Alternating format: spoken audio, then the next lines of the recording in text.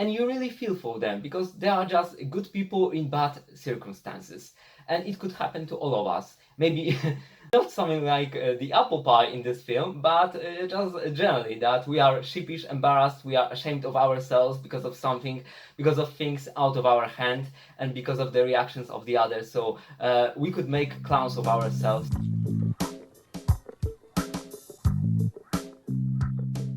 That's why he's been featured in all of the American Pie films, but one, just one of the spin-offs. And he's just this kind of father who would say it's very natural for two young people, a boy and a girl, to get into a relationship, to be together, and to start making some things which normally, when they were younger, they would not do. But you need to remember about some protection in order not to get in trouble. And my son, so this is normal for two people to procreate and to just have fun while doing it. And myself and your mom, so we also were younger, and you have to remember that we also did that. But please, Jimbo, remember that you just need to protect yourself at all times. Remember, my son, safety first. This is Hustler, and this is a much more exotic magazine. Now, they have decided to focus more on the... In their May issue, Movie Line magazine released its top summer movies to see after Star Wars. Why? American Pie. A story about the moves. You bad boy! The madness. What you drinking? Scotch. Single malt? Aged 18 years. The way I like it.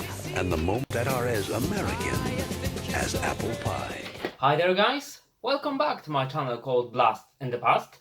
And this time around I have something special, because this one will be a double feature, a double review of two American Pie films. The first one, American Pie from 1999, and American Pie 2 from 2001. Yesterday I had a home back-to-back screening, although obviously the films were not filmed back-to-back because there is a 2-year-long gap between them, between the release dates. However, I just decided to go on a sentimental ride and watch them one after another, and here is the result. I would like to share my thoughts on the films with you. So, buckle up and here we go. She's kind of looking right into your eyes, saying, "Hey, big boy." Oh my god. American Pie. It's been almost 25 years since the release of the first one, the first American Pie film, so I guess that everybody more or less knows the plot of the films. However, let me just summarize both of the storylines for formality's sake. So the first one is about a bunch of high school friends who want to score before the end of their high school career and before moving on to college. And there are 4 characters, and those 4 friends are Jimbo, Jason Biggs, Oz, Chris Klein, Kevin, Thomas Jan Nicholas, and last but not least, Finch, Eddie K. Thomas. We could say that they are obsessed with this goal. They make a pact and they decide to go for it, to follow through with their promise made to themselves. Alright, I got an idea. But it's gotta stay between us. It's really simple, we just gotta make an agreement. Or, no, it's more than an agreement. And whether they are successful or not, probably everybody knows the outcome. Nonetheless, it's still good to join in the fun and enjoy the ride, as they say. Come on, you're ruining my moment here. I mean, this is our very manhood at stake. We must make a stand here and The second one, it takes place after the end of the first year of college. And our friends decide to rent a summer house and throw a big party celebrating that event, a big summer party. And some of them, they want to finally meet with their partners who are abroad. The other ones, they want to just score again. Some others, they want to meet with the old friends and rekindle the lost love. So it's a mixed bag. The story may be simplistic, but I think that many teenagers who are at the verge of their adulthood go through similar problems. So thinking about relationships, thinking seriously about them, thinking also about intercourses, being afraid of that, being afraid of not doing it. So perhaps that's why the first film was such a big phenomenon. And the second one actually even topped the first one in terms of the box office performance. And I'm not surprised because generally the series has developed a cult following. amongst the cinema goers. That's a lot of flutes. A story about holding on to the things that are dear to us. That's why we've already had 4 official parts and several spin-offs. This is a very big franchise, and for many good reasons. American Reunion. Who might you be? I'm Stifler's mom. Oh. I'm not gonna lie, I will be completely honest with you guys. I've seen both of the films several times, and to be honest, at the beginning, I thought that the second one was actually better than the first one, but now I've changed my mind. The first one was just very fresh, very original in terms of the films of the 1990s. Of course, it derived from films like Porky, Revenge of the Nerds, and other ones, other precursors in terms of the raunchy comedy films and teenage comedy films, also Bachelor's Party with Tom Hanks. Nonetheless, at that time, it was a breakthrough, and only people who were teenagers in the 1990s and the early 2000s can really grasp how big of a phenomenon the first one was, and how incredibly impactful on the youth culture of that period this film was. And I was lucky enough to have lived that time in the 1990s to grow up.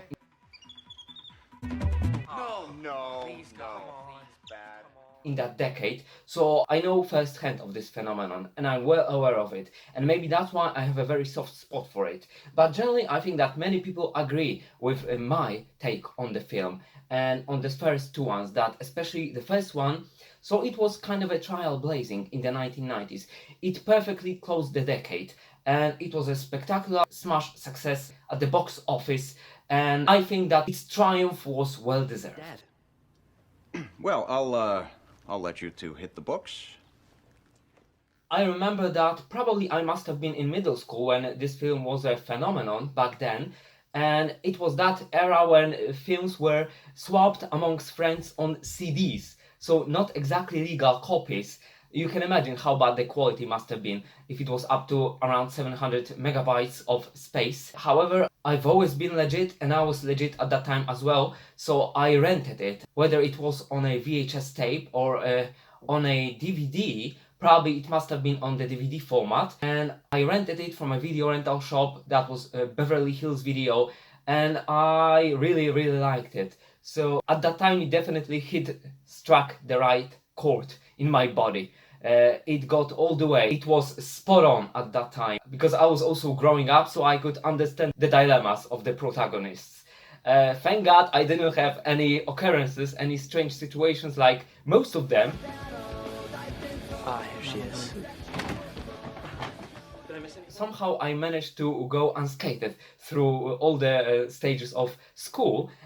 Nonetheless, like I said, so I understood the problems, the issues they had, the relationships they wanted to start, but they were too sheepish, too timid, partying. So I went through all that, and still, even having watched those films after so many years, so many decades, I can still relate to the protagonist, because I'm a big fan of that climate, of the high school atmosphere, the college atmosphere. It is still close to my heart, so I had no problems with reconnecting with them yesterday, and it was like putting in a pair of good old shoes. You just know what you're gonna get. That's why I love revisiting films, especially comedies, because when you are down on your luck, so this is one of the best remedies to put yourself back in the high spirits, to put you back in this good mood.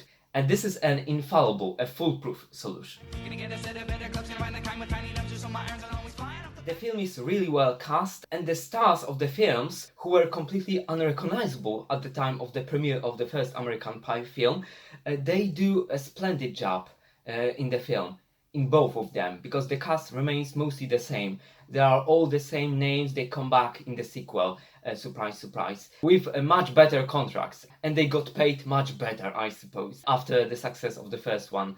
However, Jason Biggs is really great, and I know from the pieces of trivia that he called his agent and he was sure that this film would finish his career, and he asked what to do about that famous or infamous apple pie scene, and his agent told him to go all the way with it, but in a much cruder language, of course, just to go for it.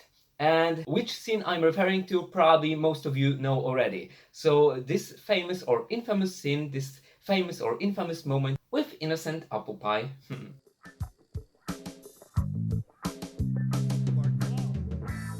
The first film was surprisingly well received. I think that both by the audience and by the critics at that time, because right now the film has the average IMDb rating of 7 out of 10. The second one places a little bit worse, but still it's I think the second or the third best from the franchise, because it has the average IMDb rating of about 6.4 out of 10, so still pretty decent. And even Roger Ebert himself gave 3 out of 4 stars to both of them, the first one and the second one. And he admitted, and he admits openly in the reviews, that this is a raunchy film. It is not insulting to the viewer, and also it is not crude by nature. So we feel sorry for the characters because they constantly push themselves into trouble. They are in a pickle. They face one embarrassing situation after another. But we feel for the characters. There is this emotional bond between us as the viewers and them. So it is thanks to the script, but also thanks to the performances. So they are just kind, good-hearted people, most of them, just students, teenagers. And most of them, again, they are very likable. There is one person who is a little bit over the edge, and that would be the Stiffmeister, so Stifler, played by Sean William Scott. We're here for the party? What party? There's no party. However, this is the point of this character. He's supposed to keep the balance between the good guys. And I think that hands down, the first one especially, in particular, is one of the best high school films ever, period. And it may be just because I have a soft spot and sentiment and nostalgia towards the first two ones, because I saw them when I was at a similar age, probably younger than the main characters, than the protagonists. So I kind of get it, but even objectively, just have a look at the average ratings, have a look at the score given by Roger Ebert, have a look at his explanation of that. And there is something to it. So I would say that I'm not going out on a limb by admitting that I love the first one and I really like the second one. And I hope that you guys agree with me too, at least the majority of you. The infatuation, I love you. Yeah, okay. the desperation, What exactly does it feel like? Warm apple. As you probably know, now I'm a big fan of the DVD format, so I've come back to it. I've started appreciating it again, and thankfully both releases are fine.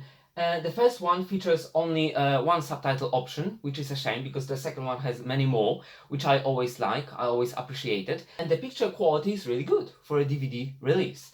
Because mind you that probably this also must have been released in the early 2000s, if the film is from 1999. And the picture is pretty crisp.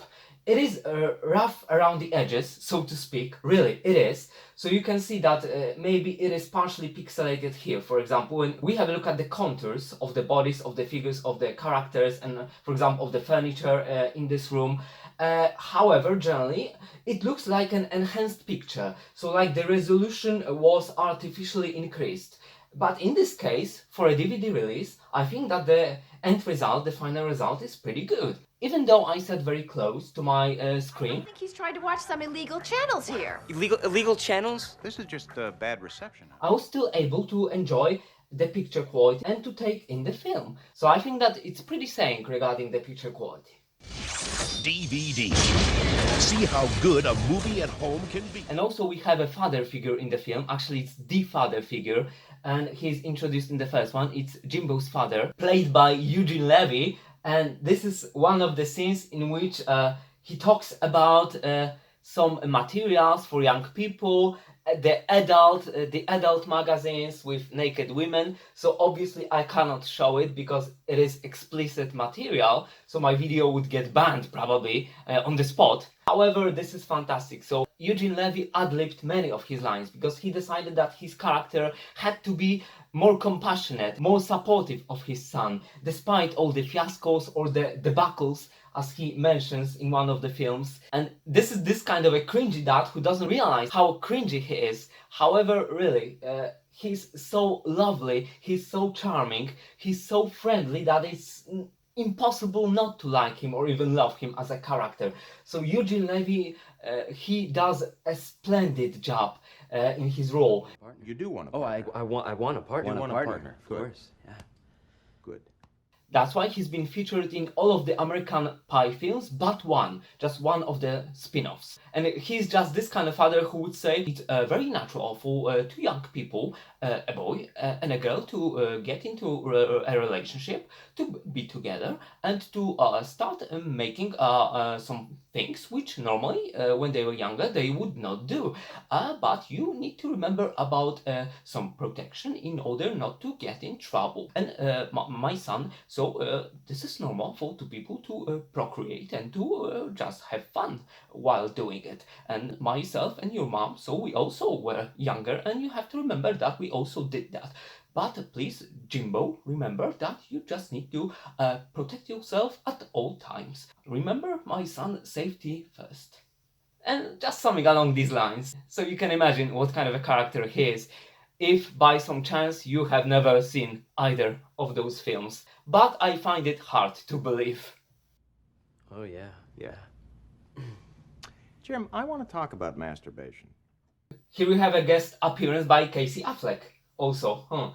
That was pretty funny. So he appears in both the first one and the sequel. So just before he was famous, because now he really is kind of a big star, but back then, so he was probably a nobody. So just Ben Affleck's less known brother. So that was just a fun fact. That is something funny to remember. And the Oscar goes to Casey Affleck, Manchester by the Sea. And this is the famous, or like I've said, the infamous apple pie, the American Pie scene. So probably you know what's gonna happen next. As they say, desperate times call for desperate measures. And I don't think that the jokes in the first one top this one, because this is like the trademark of the whole series. I mean that if somebody remembers this franchise, so probably this is one of the moments they have in mind, which springs to mind, which comes back. And it is pretty raunchy, it is pretty over the edge, it is pretty hilarious, but even Roger Ebert kind of liked it, so this is just pretty funny, and this is what a good comedy is about. Crossing the borders, yes, but I can't say that it's in a good taste. But let's say that, like Jimbo's father says it, we'll just tell your mom that we ate it all.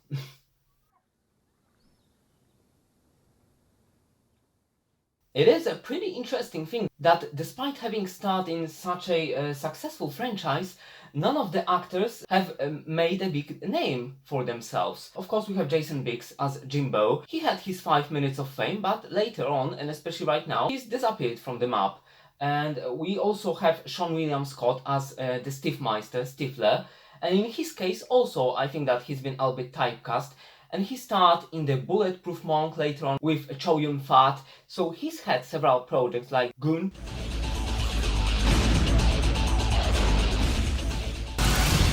Bulletproof Monk. Which is also not a very well-known film, but I've heard that it's pretty good. And it even got a sequel later on.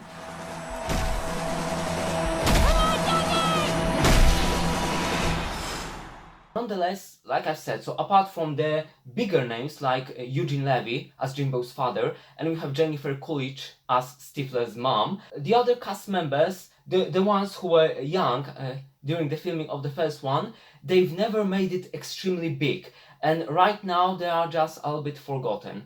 So this is a shame, but it just happens. Maybe we could say that all of them have been more or less typecast, and this is just the sad reality. But whatever they did, whatever bugs they made on the whole franchise, so I think that it was worth it. And the guy who plays the guy of the Shermanator, so actually right now he holds a pretty regular job. I don't remember exactly the details, but he's unfortunately, let's say, a nobody in showbiz in Hollywood, and maybe perhaps he's not an actor anymore. He just holds a regular job, and he's just a regular ordinary guy.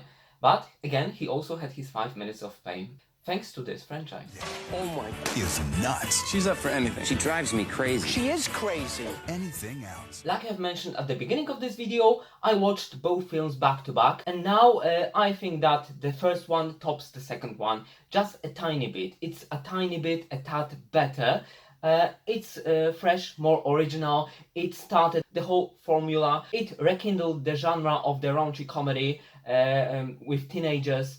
And the second one, I can't say that it's very repetitive, but it's more of a hit and miss. So there is a good joke with glue. Hands where we can see her! Both hands! Get the other hand up, goddammit! Which is also as funny probably as the apple pie scene, but I think that the second one hits the mark a little bit more often than the first one in terms of the humor and the gags and the funny scenes. Nonetheless, it's just pure good fun, and it is highly recommended to watch the two of them, both of them. The third one, it's weaker. Chris Klein, so Oz doesn't come back, that's what I remember, and there are more cruder jokes, especially one with a piece of truffle, and that was really disgusting. But I'm planning on watching the third one and American Reunion during the next weekend, so perhaps I'll also record a review of those. But don't expect me to be as ecstatic about the third one as I am right now about the first and the second one, that's for sure. Because American Reunion is a different cup of tea. I saw it at the cinema and it was pretty sentimental, pretty nostalgic, so even it holds a much better score on IMDb. But the third one, it was the weakest of the original trilogy, and then the franchise consisting of 4 main films. Darn truffle. Steven, that is so selfish. For some reason, I'm not as critical regarding the spin-offs as many people are, and I don't think that they are as bad as people make them out to be. Of course, they are not on a par with the original ones. Even the third one, I think that they are weaker than the third entry to the whole franchise. However, I was kind of having fun when I was watching them, as far as I remember. But don't even get me started on the Girls' Rule spin-off, because that was a major disappointment in my books. That was a big debacle, a big fiasco. I can't express how disappointed I was when I had a go at that film. So I would highly recommend you not to see it, to avoid it at all costs, like a plague. It just didn't work out in practice at all, unfortunately. But we still have the original ones, especially the first 2 ones, to come back to whenever we just want to have pure, unrestrained fun. Oh my god! American Pie presents Instruments in such odd places. The soundtrack also composes very well with the narrative, with the plot, so it adds another edge to the whole story. So this is just another strong point for both films. And really, it is such a good spectacle, it's such a good comedy, because to me it just works, it just clicks. So I won't pretend that I'm a big film critic, that I'm a great film expert, and I must admit that every now and then I also like a good raunchy comedy, and this is just one of the examples. The first one more than the second one, but this is just pure fun and pure entertainment. And the films don't have to be complex or complicated to just provide this good entertainment. And unlike the third entry to the franchise, so American Wedding, this one never crosses the border of this good taste, maybe apart from the apple pie scene, and in the second one with the kissing scene between the 2 protagonists, the male ones. You gotta kiss. Yeah.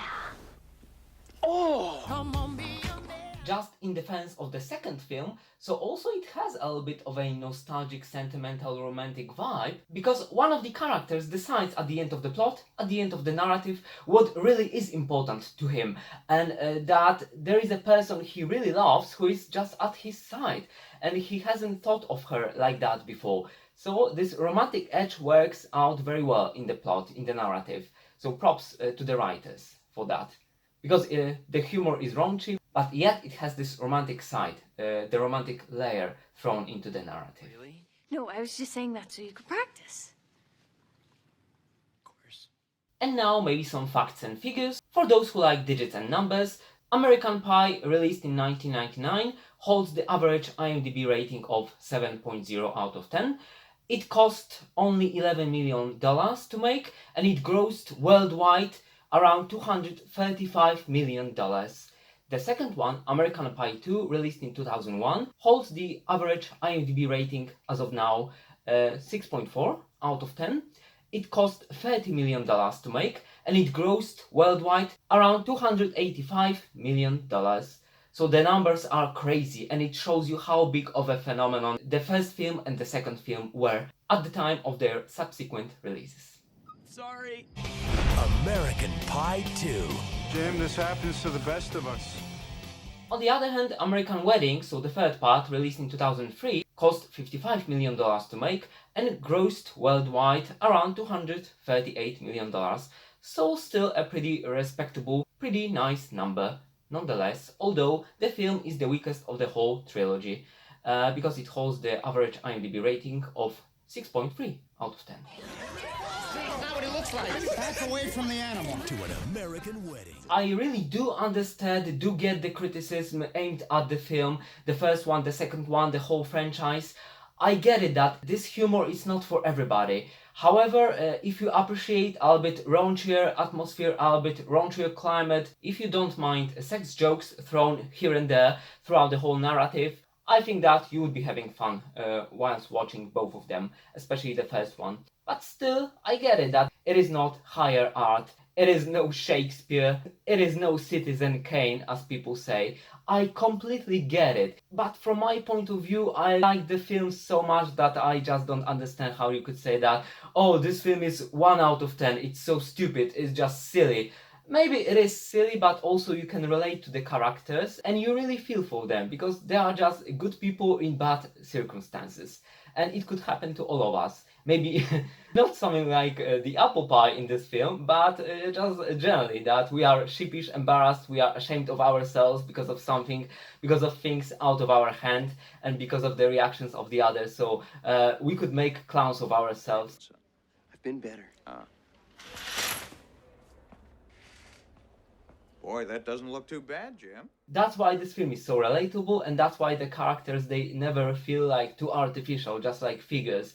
But you really feel for them, and by that, when they are embarrassed in the narrative throughout the film, you feel also embarrassed. And this is also what Roger Ebert himself appreciates about the first film, in particular in his review. However, I still can't comprehend how he could give Patch Adams such a wonderful film, which is touching and smart and moving and funny at the same time, only 1.5 stars out of 4, whilst he gave both American Pie films 3 out of 4 stars. This one I can't comprehend, it blows my mind, but this is just me. Because if those films were worth 4 out of 4 stars, then Patch Adams should have been given 4 out of 4 stars, if not more, out of the scale. But this is just me. So You treat a disease, you win, you lose. You treat a person, I guarantee you'll win, no matter what the outcome. Patch Adams. I like having a few laughs, if not more, but when we have Patch Adams and we compare it to the American Pie films, it's like comparing Citizen Kane to some modern comedies. Come on, it's a no contest in this case. It's a walkover, isn't it? You are not cut out to be a physician. Our job is improving the quality of life, not just delaying death. Just to close it up, please watch the films, really. This is a no-brainer. They are old, but right now we could say that there are some kind of classics. Because they never get old. I mean, like, never get boring. I've seen them several times. I'm sure that I will come back to them after some time. Because this is what I do with the films that I really appreciate, that I like very much. I keep revisiting them, just like the places you like. And especially if you have some nostalgia, some sentiments towards them, which is the case with me, with myself.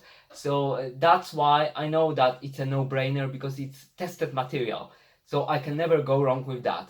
Never have I had this feeling that something was great at the first time during the first screening and later on it disappointed me completely. It was a debacle, a fiasco. Never. I don't recall such a situation. It could have happened, it might have happened that I had mixed feelings about the film and then I changed my opinion, but not like from the extremes, from one extreme to another. That's why I knew that it was a sure thing yesterday, and it was, definitely. Daddy. I'm Jim's dad. This must be your daughter here. That's, I didn't get her name, but hopefully my son did. So I really hope that you do agree with me. At least those who are into this kind of humor. You two made quite the handsome couple on the internet. It was brought up at a PTA meeting. As always, guys, thank you very much for your attention. I hope that you have enjoyed this short review. If you have liked it, please give this video the thumbs up. Please share your thoughts on the review, on the films with me in the comment section under the video. Please subscribe to the channel if you are not subscribed to it yet. And I hope to see you guys next time. I'll catch you up later. And please remember not to desecrate American Pie in the way presented in the first part, in the first motion picture, in the first American Pie film. And see you next time. Cheers. It's like banging a tennis ball against a brick wall, which can be fun. It can be fun, but it's not a game. The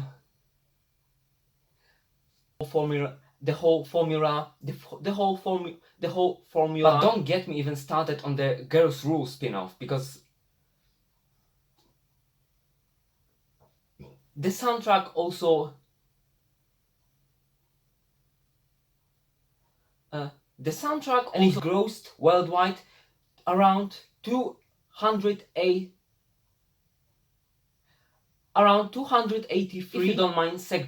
If you don't mind sex jokes. If you don't mind sex jokes, because this is.